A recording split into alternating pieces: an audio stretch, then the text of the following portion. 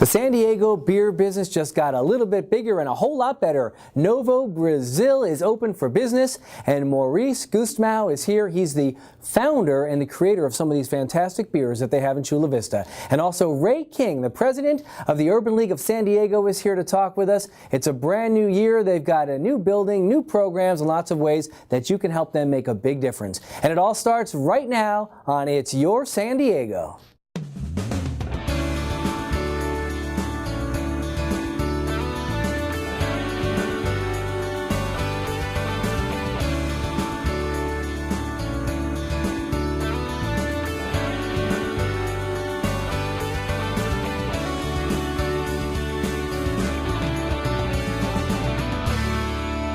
Welcome to Studio 3 and It's Your San Diego. I'm Joe Lizura, and today we're going to be talking about beer and talking about how you can help people. First, let's start with the beer. Maurice Gustmau is here. Maurice, this is Novo Brazil, and it's located right here in Chula Vista, and the brewery itself is sort of a labor of love for you, isn't it? Tell us how you started it. Absolutely. Not only for me, but also for the other partners. It's a collective effort here where people come from different backgrounds, mostly in the beer industry. Myself, for example, I used to own a brewery with my family down in Brazil. Oh, you did? Okay. Yeah, for 4 or 5 years, but pretty tough to do business in Brazil. So I decided to get a group together and pull this off out here. How'd you learn how to make beer? I mean, this is you don't just get up one morning and say, hey, I'm going to, make a batch of cupcakes. That's one thing, but making beer is a whole different ballgame. It started off in my garage. I used to make beers for myself in my garage. As mostly brewers starts as a home brewer. Right. And then you fine-tune your recipe, and then you take it up to the big boys. Yeah, but your brewery, you're being modest. I mean, he really is. It's a very big brewery, and people can see some of the pictures of it. But how much beer can you produce out of there? Oh, we are pretty decent sized, especially for a startup. We are probably one of the biggest startup here in San Diego. But with that said, the creativity level, how you come up with the recipes, is no different than you create in a garage. As far as like, okay, I like to create an IPA, and you don't just go straight to the big vats and to create new recipes. You go to a pilot brewing system, no different than a home brewer. Right. Then, okay, how can I carry that over to a big scale manufacturing setup? So let's talk about what makes beer, because I mean everybody drinks beer, and a lot of people know they use hops and wheat and this, that, and the other thing, but you've actually brought some ingredients for what actually is used. So explain what this is. Yeah, so this is barley. Right. This is malt, as people call it. Malt is barley. Right. Put it to a malting process. Basically, it converts. The almost germinates, and then you stop the process of malting. So something happening there. So basically, this is the main ingredient. So this is just your basic, basic. And there's several types. So there's hundreds of types of malts out there, and depending on your recipe, depending what color you want to get your beer, the body you want on your beer. So this one's a little bit darker. So here, take a look at that. What is that? That's a medium roast barley. Right. Again, if you want to get an amber beer, you use some of that, simplify things. Right. For example, this next one. This is dark. This almost looks like coffee beans. Right. So this, for example, if you're making a stout, use a fair amount of that. So that's how you get the color, the deep black color in the stout. Is basically from a roasted barley. So these come from all over the world, right? They're grown, I mean, they grow in the U.S., obviously, but don't they grow in other places? Well, barley is barley. It's the same anywhere in the world. Right. Now, you're going to take that barley and you're going to malt it. You're going to turn it into a malt, which is a process. It's a whole different industry. The best malts, barley, comes from Germany, one of the best ones, the specialty malts. That makes sense. Right? Every beer has a fair amount of the base malt. You can find great types of malts here in the U.S., but then you need to sprinkle with your specialty malts that gives you different beer characters, and you can buy from local importers who buys from Germany. Now they've got a great tasting room too, and so they have the beer which you can go. You can get a flight of beer. You can get bottled beer, a growler. Let's talk about the beer bottles first. All right, so this right here, this is called a Chula Pils. Now I'm assuming that's Chula Vista, named after Chula Vista. That's honoring the neighborhood in which we're at, Chula Vista. Very nice. As a Pilsner, a well-made Pilsner, refreshing, summery, very. And we decided to honor the city of Chula Vista. How about some of these other ones? This one right here is a what's it, quadruple? That's the quadruple. This particular is a barrel reserve one. That means that we actually put it through a barrel aging for a few months before it got into the bottle. Right. That's a Nice. quadruple. And how many different brews do you have? And how many different varieties of beer at any given Well, time? if you go to our tasting room, you'll find roughly anywhere between 12, 15 different beers at any given time. With that said, we're not going to necessarily go out there in the marketplace with all of them. Right. We focus on certain beers that we elected to be the main beers in our portfolio. And if you want to experiment the full array of our beers, then you can come to our tasting room and you can try all our beers. Now let's talk about these. All the rage, it's been for a long time. It's a growler. People Right. ask what's a growler and what's a half growler, and so how big are these and how much do they hold? This is a 64-ounce growler. That's 4 pints equivalent. So, and how much are in these bottles? This is 22 ounces. All right, so this holds enough for me to get through the evening. Oh yeah. That's about depends on how much you drink, of course, right? Hopefully But, not. Hopefully you have to come back and refill it. Yeah, that's very true, right? So let's talk about the tasting room. So the tasting room is, I mean, it's busy, right? Yes. And do you think that's pretty much what drives people to learn about beers, their tasting rooms? Yeah, I mean that became the fad in the industry. As you've been down there at the tasting room, you see it's a bar built into the factory. So basically, a lot of people don't understand the concept. They walk in here they walked into the brewery expecting a industry, like a manufacturing setup, which it is, but then all of a sudden you have a bar within the factory, and it kind of throws people off. And some people know the model. That's pretty much what you see out there in pretty much all breweries, but other people haven't been breweries before. They go, wow, this is a great concept. Yeah, it is. And It's like wine tasting, right? Sometimes you go to the winery and you can have the wine tasting rooms are there where they're aging the wines in the barrels, which is kind of similar to what you do. In fact, you do barrels. Let's talk a little about the barrels. yeah, we have a barrel aging program. We use whiskey barrels. Those are barrels that we used previously with whiskey, and it really adds a lot of characters to the beer. Not all beers go well with barrel aging. So the ones that do go well, that's what we're doing with, such as the quadruple, the Corvo Negro, which is the Imperial Stout. This one right here. We have a version that we put through the barrel process. What's the ultimate plan for what you'd like to do? Well, we just signed up with distribution now.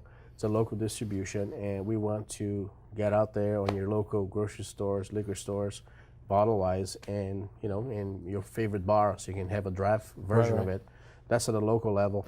At a national level, we are going to be a state at a time, adding on distributionship in different states, and conquer the world. Right. So, do you ever get tired of drinking beer? No. No, I always say the same thing. I don't think people do. People work in the wine industry never get tired of drinking wine. People work in the beer industry never get tired of drinking beer. You go to a lot of different festivals too, right? I mean, there are brew fests all over the place. How do you figure out which ones of those to go to? Well, once you're in the industry, you pretty much can gauge which ones are the elected ones, which ones are the ones you should not really bother going. Most of them are pretty good. That's the thing about San Diego. There's too many festivals to choose from. You can actually have the luxury to pick which ones are the best, which ones.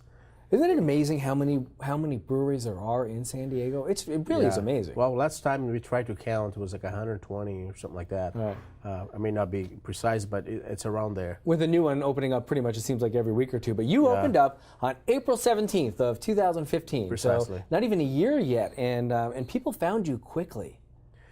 Well, yes, our beers are good.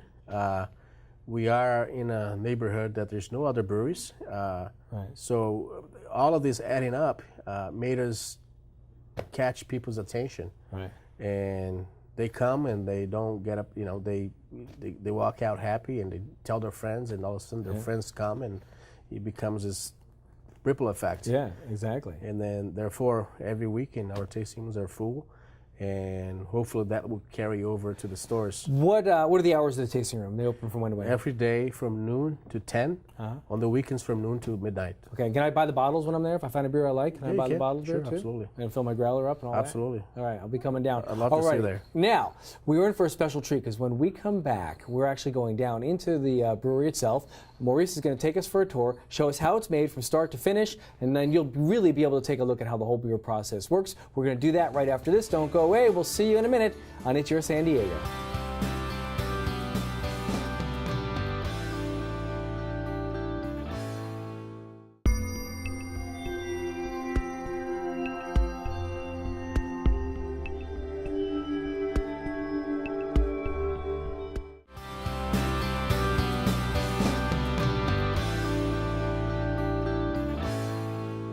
Welcome back. We are now in the brewery, Novo Brazil, and we're here with Maurice, and you're going to tell me how it's all done, right? Yeah, how you doing, Joe? Well, this is a first step. Start with the barley. Right. This is what it looks like. Let's see, show everybody. Okay. So it kind of looks like almost like birdseed, right? With a way better taste. Tastes like beer, actually. I don't doubt that. Once we got hold of that, we transport it over to the mill. All right, tell me how that works. Then we're going to dump hundreds of pounds of this in through the mill. So you're just dumping those big bags directly into here? Directly into here. Right. From here, it gets transported up to that funnel. All right. Up in there. Then that's going to lead us into the next step. All right, so how many different bags and ingredients are we putting into this when you put it in? 1,000 pounds, give or take.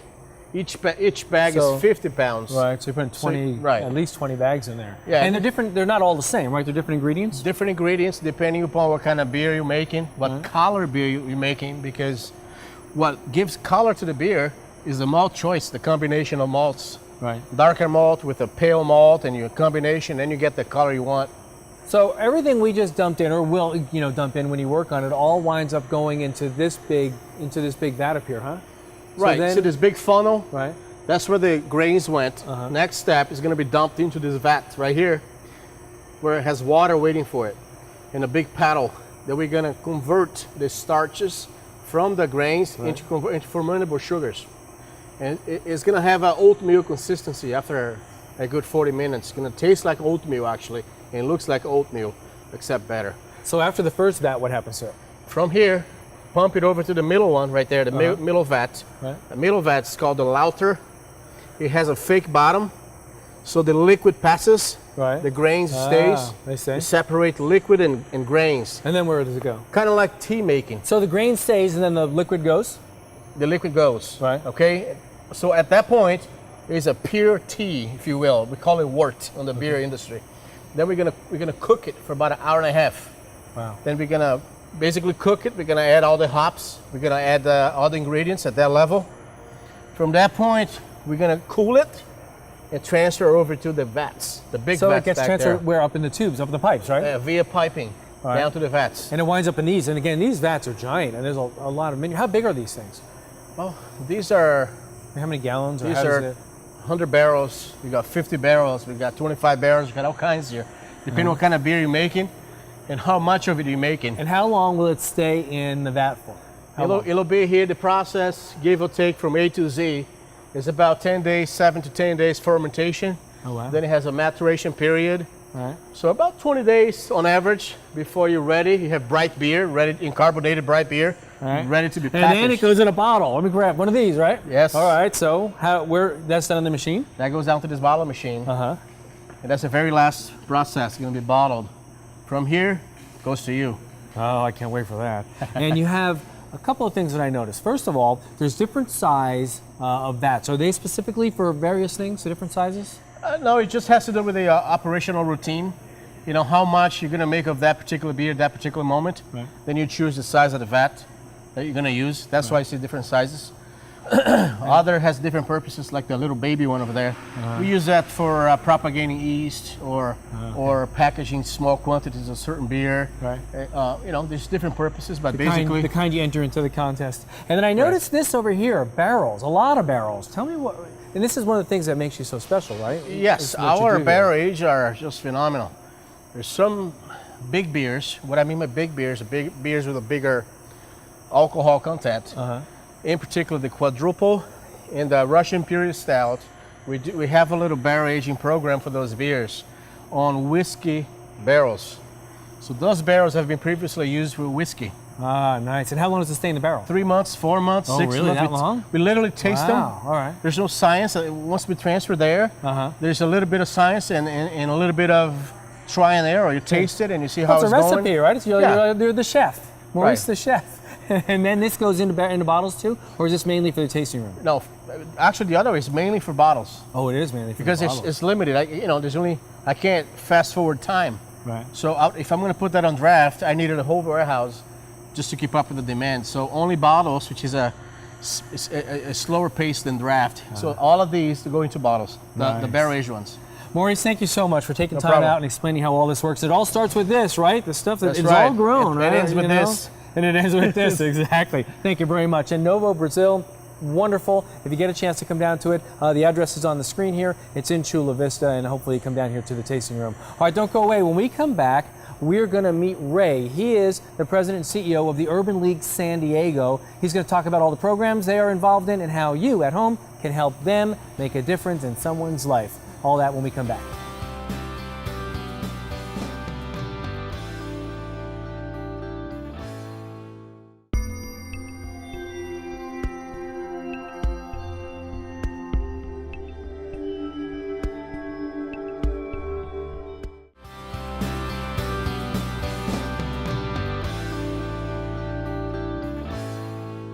Welcome back to It's Your San Diego. You know, the Urban League of San Diego has been helping people for a lot longer than you think. How about more than 50 years of helping people and transforming lives? And today, we have the luxury of talking with the president of the Urban League of San Diego, Ray King. Ray, thank you very much for joining us today. It's a pleasure to be here. Thank you for having me. I appreciate it. You're heading up a really fantastic organization. You really are, with a lot of history and a lot of success.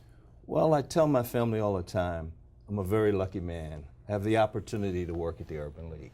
And the Urban League of San Diego County has been around for over 50 years, since 1953. Isn't that amazing? And it got started by a group of local activists who wanted to make a difference in their community. And that's how urban leagues across the county get started. Right. Just by individuals who care enough about their community, care enough about their fellow citizens to get active. And they literally combine their efforts and suddenly start making a difference.